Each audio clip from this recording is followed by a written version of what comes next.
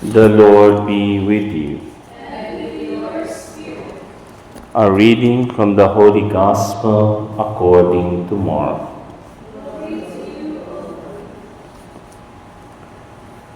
When Jesus saw the vast crowd, his heart was moved with pity for them, for they were like sheep without a shepherd, and he began to teach them many things. By now it was already late, and his disciples approached him and said, "This is a deserted place, and it is already very late. Dismiss them so that they can go to the surrounding farms and villages and buy themselves something to eat." He said to them in reply, "Give them some food yourselves." But they said to him, "Are we to buy 200 days' wages worth of food and give it to them to eat?" He asked them, "How many loaves do you have? Go and see." And when they had found out, they said, 5 loaves and 2 fish. So he gave orders to have them sit down in groups on the green grass. Then people took their places in rows by hundreds and by 50s. Then taking the 5 loaves and the 2 fish and looking up to heaven, he said the blessing, broke the loaves, and gave them to his disciples to set before the people. He also divided the 2 fish among them all. They all ate and were satisfied, and they picked up the wicker baskets full of fragments, and what was left of the fish. Those who ate of the loaves were 5,000 men. The Gospel of the Lord.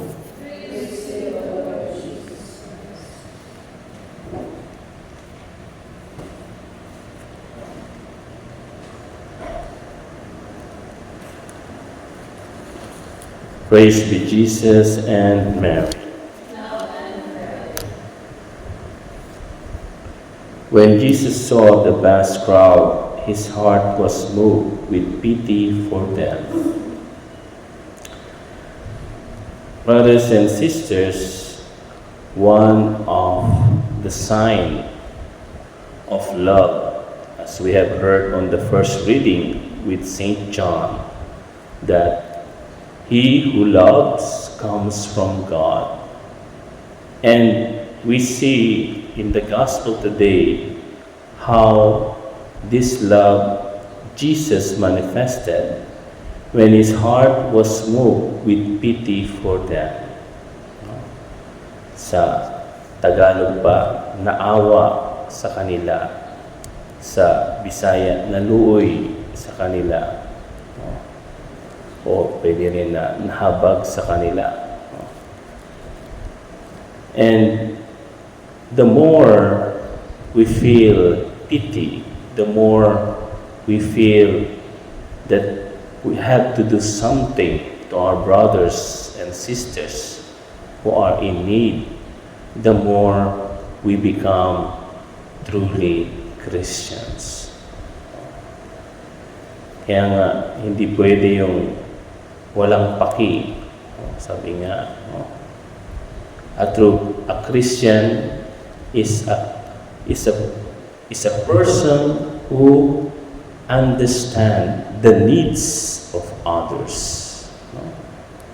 Naintindihan mo yung pangangailangan ng iba.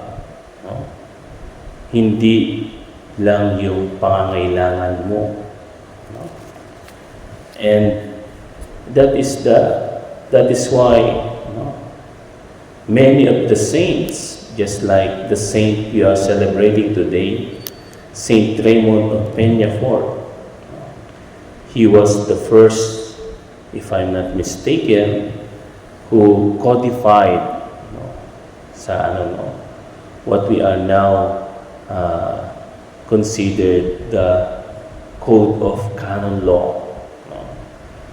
Kung saan inano ni Saint Raymond of Peñafort yung about the sacrament of penance, and at the same time, no, how we can, as a church, be able to show mercy and love and pity to each others. No? Yun man talaga.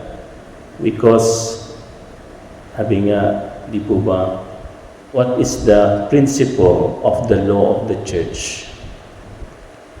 No? Napaka-importanting alam natin ano ba yung nasa likod ng prinsipyo ng batas ng simbahan. What principle is, it is called salus animarum supreme lex. I remember when I was studying theology, our professor there really wants us to recite it, wants us to recite and memorize that. It's very simple Latin, salus animarum supreme lex, which when we translate it sa Tagalog o sa Tagalog, ang kaligtasan ng kaluluwa ang pinakabatas ng simbahan.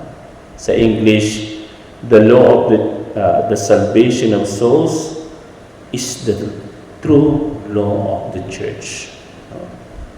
Kaya nga, ang ano ng simbahan, kung para sa kaligtasan ng kaluluwa, kailangan ang mamayani ay yung pag-ibig, yung paghabag para sa kaligtasan ng kaluluwa. Kaya makikita ninyo sa church na kahit na masama yung isang tao, kung talagang sa bandang huli magsisisi siya, he can receive. And siguro alam nyo na rin na kahit ang isang Muslim pwedeng magbinyag ng isang Kristiyano. Alam nyo ba yun? Kung yung bata ay mamatay na, yung sanggol, he can baptize that child. And that baptism is valid. The same thing. Kahit mga heretics, kaya nga marami ang nagaan sa simbahan. We always have room for love. Sana ganoon din tayo. The law of the church, the law of our institute, the law of our country should really be based in love. Kasi kung yung mga ating mga rules and regulations, directories, norms, ratio formaciones, and so on and so forth, notwithstanding how good they are, but if we do not practice love, if we do not practice mercy to our brothers and sisters, there's no value on it. And at the same time, what will happen? It will just at the cost of the person's soul. Kumbaga, implement mo nga, at the end, yung taong yun, he will not be feel as a part of a family, as a part of a community. Kaya nga, importante sa atin, of course, we should follow rules, we should follow constitution, we should follow the law of the church, but the same law of the church teaches us to have pity. Kasi minsan, yung para bang tumitigas na yung ating puso. Sabi nga, pusong bato. Pusong bato. Na hindi, kailangan kasi ganito. Hindi, kailangan gano'n. No? Sabi kasi ganito. Nakasulat ganito. No? No. We should not be like Protestant. No? We should be person. Kaya nga sabi ni Pope Benedict XVI, Christianity is not a religion of a book. No? And I think the Pope is speaking not only regarding the Bible, he's speaking of every rules. No? What is important, sabi ni Pope Benedict, is that the Christianity is a religion of a person.